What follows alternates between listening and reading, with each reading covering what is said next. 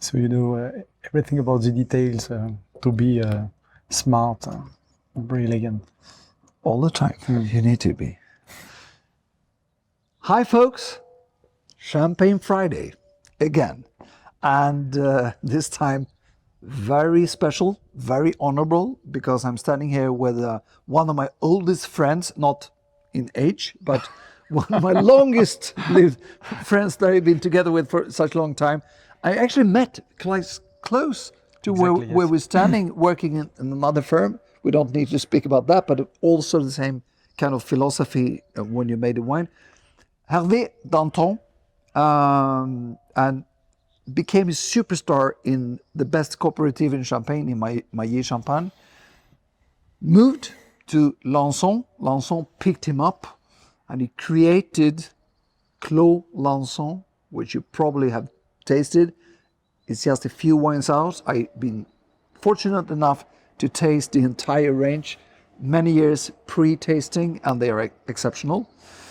But perhaps even more special for the moment is, of course, the best wine of Lanson, which has been the Cuvée Prestige, Noble Cuvée, it was called before, that's the historic origin. And the first vintage was, well, there's another story about another vintage, but 79 was the first, and there's a lot of different vintages. But right now, we're about to release the 04, and you changing the name, and you want to push it again in a new way. And I understand, because it's one of the most underrated Cuvée Prestige on the market. It's a pure Grand Cru from some of the best villages. He will tell you more about the technical details. But we had probably the biggest tasting you can have from the first vintage all the way up to the date. We had it inside here, and I had a few vintages that was just so stunning and so incredible. And there's so many things to say about them, but we picked one of the top champagnes, the only one that you actually can find sometimes when you have some late release, the 88. So I haven't given you the chance to start speaking, but I know you're very good at speaking as well, Hervé.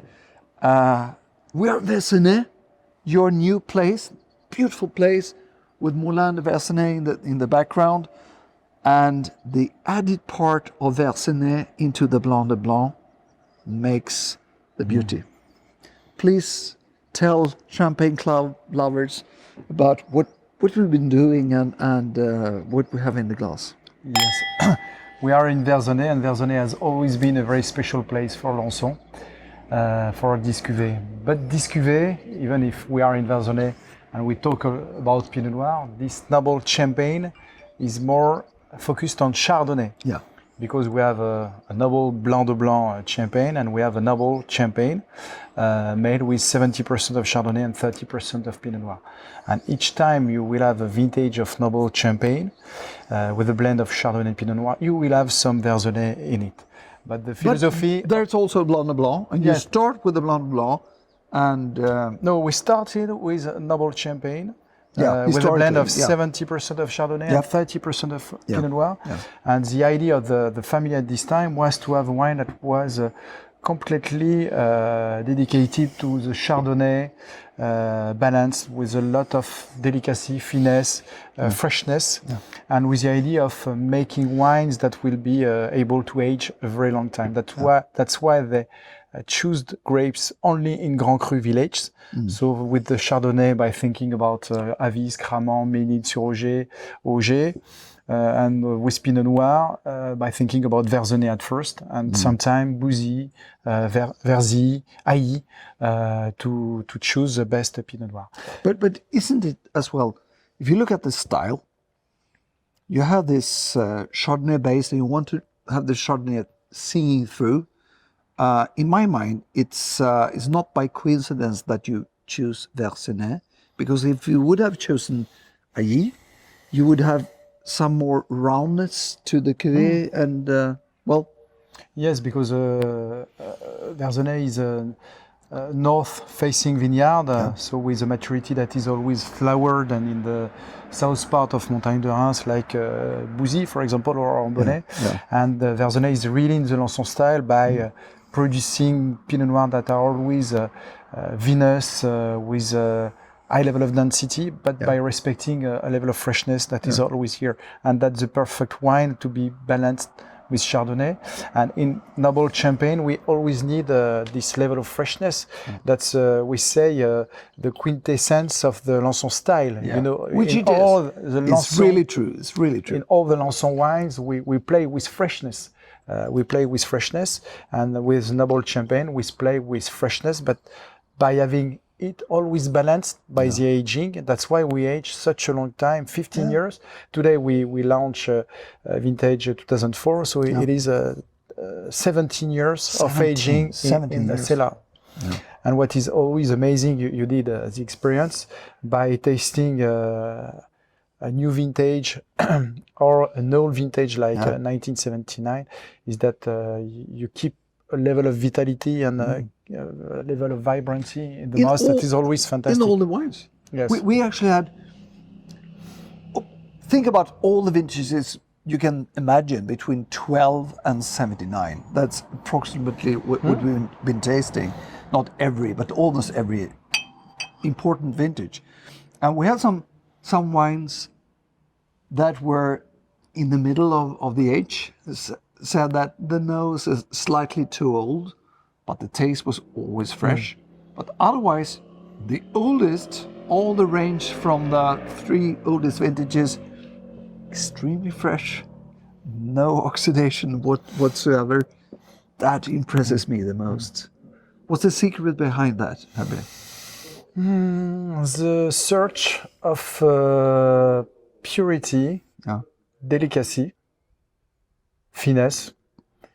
When we make noble champagne, we are not looking for wines that will show off, that will be very expressive or rich. We are really searching for the highest level of delicacy. And by thinking about the aging, so we need wines that will be delicate and with a freshness that will be here. That's why we are focused on Grand Cru. That's why we are choosing non-malolactic wines, that we keep this level of freshness. But the secret, yes, is purity and freshness. Is it sometimes annoying to be that patient, knowing that some people are criticizing your wines to being too harsh, to being too austere, when you know that, yes, wait, guys, it will round the corner, you'll have something beautiful, and you're not able to show them that. Can you feel that sometimes? No, it's not frustrating. And when we make noble champagne, we know that we work. I can talk about myself. When I make a noble champagne, for example, I'm sure this year, vintage 2022, will make a noble champagne. I will not drink it because I will not be here. I will not be in Lanson. I will not be here. But we work also for the next generations and for the future. And I'm sure that that's what was thinking of the previous winemakers by thinking that they are making wines for themselves, but also for the future. And at Lanson, we know that we need to be patient. In Champagne Club, you will read about the article, about the tasting we just did, but quite briefly, personally, I would say that the major ones was, number 1 was the 79, number 2 was the 81, number 3 was the 88, or perhaps the other way around. But anyway, around there. And then it was a 90 Blanc de Blanc. Those 4 are the ones I'm remembering. So approximately very close to the oldest ones, with the exception of the 83, which because of disgorgement and dosage levels and things like that. So age, patience is something extremely important. A thing we didn't do today, but we might do one day, is to taste Lanson Vintage Collection. And when we've been doing that, we know as well, you can go very deep in age to have the perfect bottles. It's not like the older the better, but at Lanson, that's almost true. 88. Cheers. Cheers.